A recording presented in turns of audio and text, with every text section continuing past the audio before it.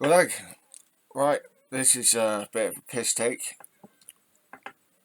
Now, I've heard about these free ports where, um, you know, for a lot of big business, there's a major free pass, free port.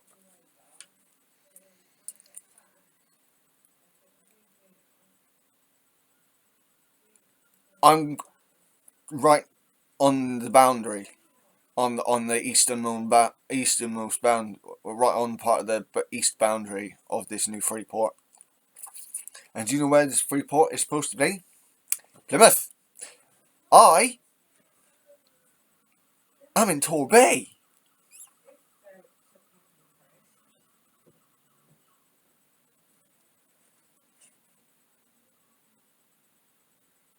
There's 20, 30, 40 miles between here and Plymouth. The boundary is enclosing. Hang on a second.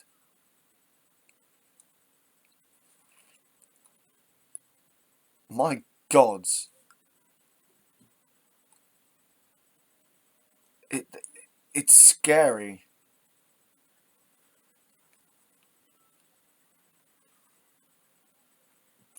Right, I'm gonna write the whole of Dartmoor and the South Hams, included in Plymouth Freeport tax break in the East planning area.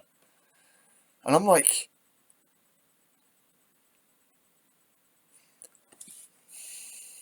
Dartmoor is special, and apparently the Tories don't think so. Tax break industrial sites. Industrial sites in Dartmoor. Fuck off. Tax break industrial sites with relaxed planning rules could be set up anywhere in the South Hams or on Dartmoor as a part of Plymouth's new Freeport, it has emerged. The government has set a vast boundary for the project, which stretches from Devonport to Dartmouth, Salcombe to Oakhampton, and incorporates all of the moor and the south and the entire South Hams.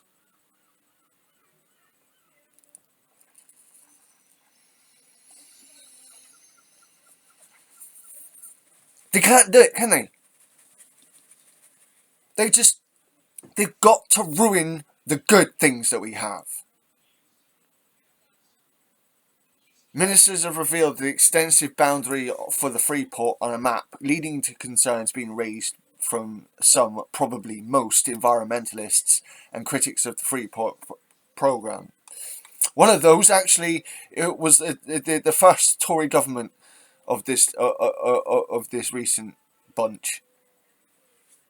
Fucking ridiculous. David Cameron, I'm talking about.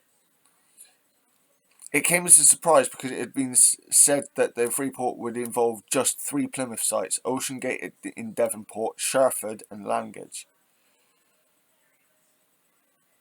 But it has now been explained that these are what are termed as tax sites, where the businesses can benefit from a range of tax benefits, including paying less when buying land and avoiding national insurance payments for newly employed workers. These three sites are also what is called custom sites, where businesses don't have to pay tariffs on some goods that they import. It's just,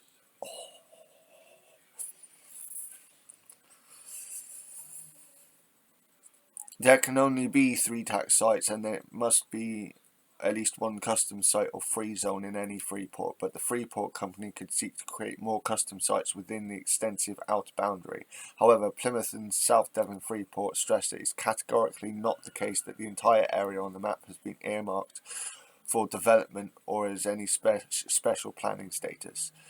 A spokesman said the outer boundary does not confer any planning or regulatory status. I don't know if I fucking believe that. Freeport explains that any new custom site would still need to fit within a rigorous planning process, including the suitability of the area for any businesses, including local authority restrictions or prohibitions. In Dartmoor's case, this would really mean having to fit in with it being within a national park and an area of outstanding national beauty. But individual custom sites new customs site could, in theory, benefit from relaxed planning regulation. This is what the Tories want: less regulation. The government's own website highlights relaxed planning rules for custom sites. It said Freeports will provide a supportive planning environment for the development of tax custom sites through extension of permitted development rights and incentivising use of local development. No, it takes away from the local people. That's over and over and over and over and over and over again. Freeports have been proven to take away from the local people. Another fucking lie.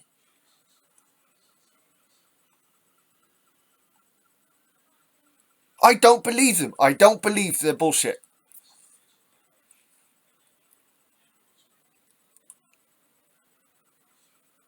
Freeport boundary maps published by the government drew concern on social media and from some commentators. Twitter campaigner Stan Fonton called them deregulation zones, which they fucking are.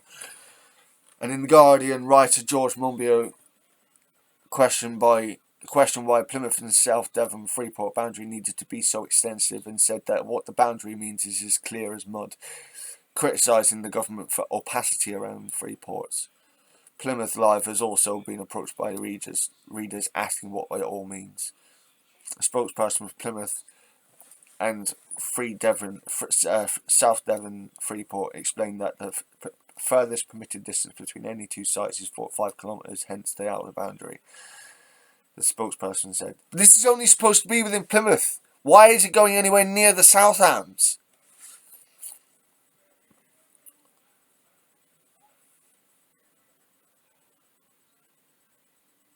Only 3 tax sites will ever be created as part of the Plymouth and South Devon Freeport, and these were defined at bid stage and confirmed with the government during both the outline and full business case process. The 2 sites, South Yard and Sherford, have been designated, and 1 language is to be designated in the autumn. No further tax sites will be allowed, including the maximum number of tax sites permissible, 3, as a part of the bidding process, and these have been confirmed by the government. But the spokesman confirmed that, dependent on the need, the Freeport could look to HM Revenue and Customs to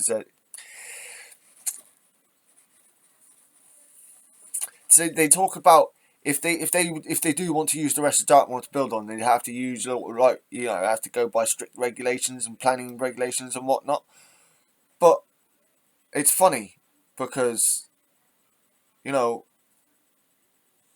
look at evidence that you speak to a lot of people, and a lot of these regulations aren't followed. Why? Because this is supposed to be a deregulated area. It is actually anti-intuitive.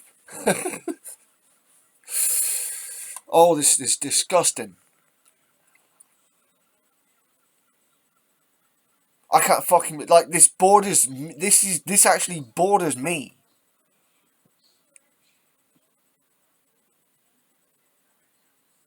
I feel a bit sick.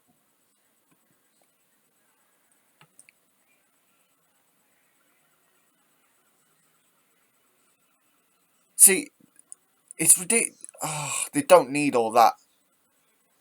That did not need it to be added.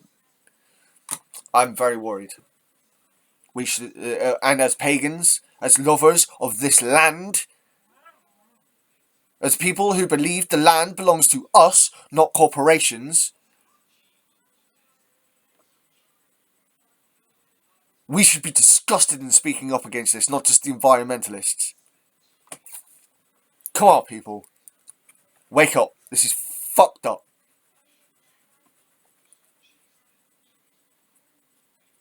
This has been some dark vista from Shadowito. Bless her say. I'm going to continue on this. This is pissing me right off. Have a good one.